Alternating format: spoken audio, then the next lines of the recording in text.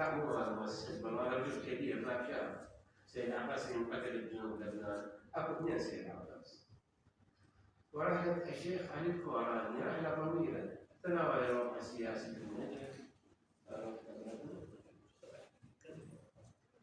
وحصل ردود فعل على زيادة على مذكراته بين رد وبدل ومعارضة فيها.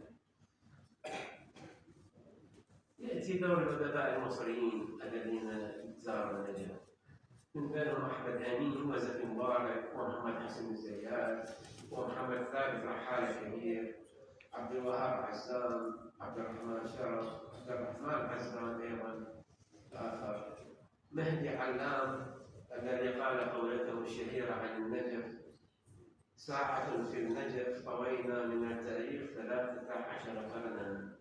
اعتبر هاي ساعة 13 قرن. رحلة تشيع فيها محمد مرعي الأنطاكي وهو فقيه لبناني أو من الشام، جاء إلى النجف في زي رجال الدين السنة فتشيع في النجف أيام مرجعية السيد الحكيم، وارتدى السيد حمزوي الإسلامي وكتب كتابه لماذا اخترت مذهب الشيعة، وله كتاب آخر في النحو والمنهاج في القواعد والإعراب أحيانا يدرس بالحوزة. تأتي بعدها رحلة الحواري اليمني وهي رحلة طويلة أيضا، والشاب والأستاذ أخاف الوقت أدركنا.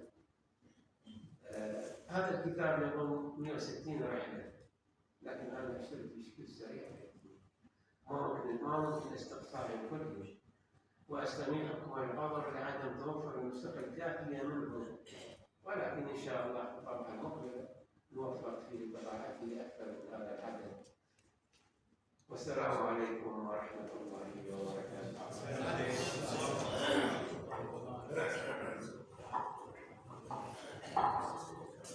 شكرا أستاذنا رياض هادي عيسى الحكيم على هذه الرحلة الجميلة بساحة كاملة حول 180 رحلة زارها عدد كبير من الرحالة منذ القرن الثاني الهجري.